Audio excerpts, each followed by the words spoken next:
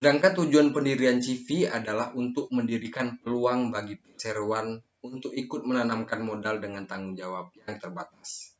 Sedangkan bentuk-bentuk badan usaha nomor 4 adalah perseroan terbatas atau PT kita sebut. Perseroan terbatas atau PT adalah badan hukum perusahaan yang paling banyak digunakan dan diminati oleh para pengusaha. Penyebabnya adalah karena badan hukum ini memiliki banyak kelebihan dibandingkan dengan badan hukum lainnya. Kelebihannya adalah antara lain memiliki bidang usaha yang luas, kemudian kewenangan dan tanggung jawab yang dimiliki terbatas pada modal yang disetor.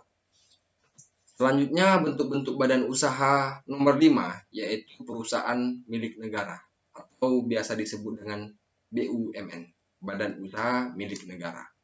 Atau di sini disebut juga menjadi PN, perusahaan negara.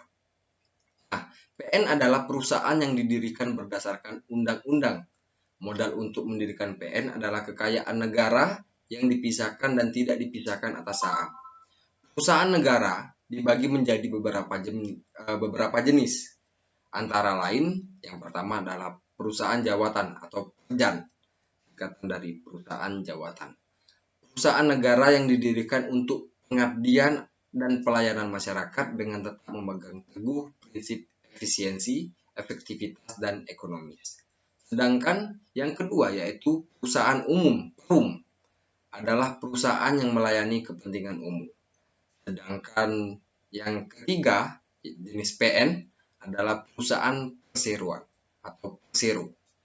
Merupakan perusahaan negara yang didirikan dengan maksud untuk mencari keuntungan yang dimana akan kembali ke milik negara, uang dari keuntungan tersebut. Bentuk-bentuk usaha atau badan usaha lainnya, yaitu yang keenam adalah perusahaan daerah atau BUMD, Badan Usaha Milik Daerah.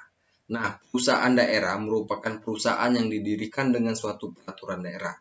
Tujuannya adalah untuk turut serta melakukan pembangunan daerah khususnya dan pembangunan ekonomi nasional umumnya. Sedangkan bentuk-bentuk badan usaha nomor 7 adalah yayasan. Yayasan merupakan badan usaha yang tidak bertujuan untuk mencari keuntungan dan lebih menekankan usaha pada tujuan sosial. Jadi yayasan ini tidak mencari keuntungan tetapi menekankan kepada kebutuhan sosial.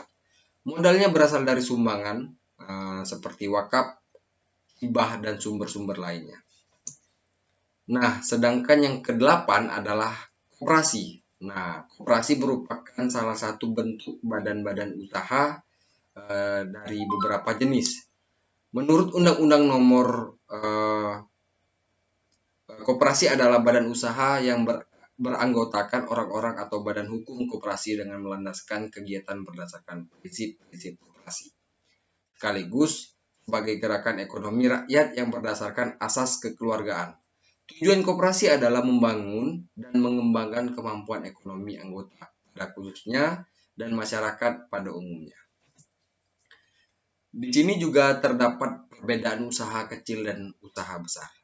Nah, yang pertama yaitu perusahaan kecil.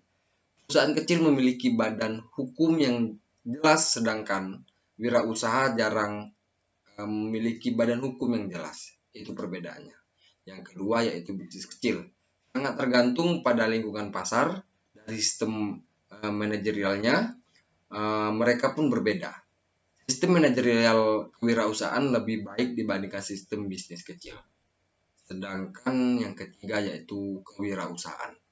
Kewirausahaan lebih meningkatkan hasil dari suatu produknya, sedangkan perusahaan kecil lebih meningkatkan pada laba yang akan didapatnya atau keuntungan. Itulah salah satu materi yang saya jelaskan serta saya paparkan. Saya yakin apa yang saya jelaskan serta paparkan dapat bermanfaat bagi kita semua dan bagi teman-teman sekalian. Saya Muhammad Rizky Pratama, saya ucapkan terima kasih. Wassalamualaikum warahmatullahi wabarakatuh.